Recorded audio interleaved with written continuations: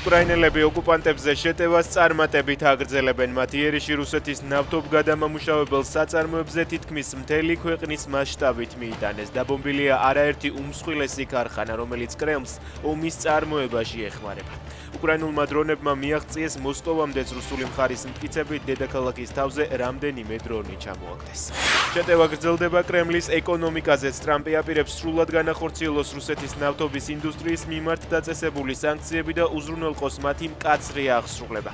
ამის შესახებ ნატოში ამერიკის ელჩმა განაცხადა. მეთიუ უიტაკერის თქმით, ეს აუცილებელია იმისთვის, რომ პუტინი აიძულონ უკრაინასთან ომის დასრულების შესახებ მოლაპარაკებები დაიწყოს. უკრაინა მომდევნო თვიდან საკუთარი წარმოების იარაღის ექსპორტზე გატანას იწყებს. ზელენსკიმ განმარტა, რომ ეს იქნება კონტროლირებადი ექსპორტი იმ ქვეყნებში, რომლებიც ადრე უკრაინას ეხმარებოდნენ. წლის ბოლომდე უკრაინის თავდაცვის უზრუნველყოფაში ადგილობრივი წარმოების შეერაღების წილმა 50%-ს უნდა გადააჭარბოს, განაცხადა უკრაინის პრეზიდენტმა.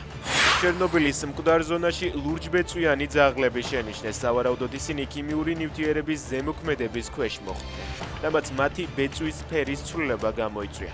თუმცა ამის მიუხედავად ძაღლები ჯანმრთელად გამოიყურებიან. ადგილობრივი ორგანიზაცია, რომელიც ცხოველებზე ზრუნავს, მათ მოშინაურებას აპირებს.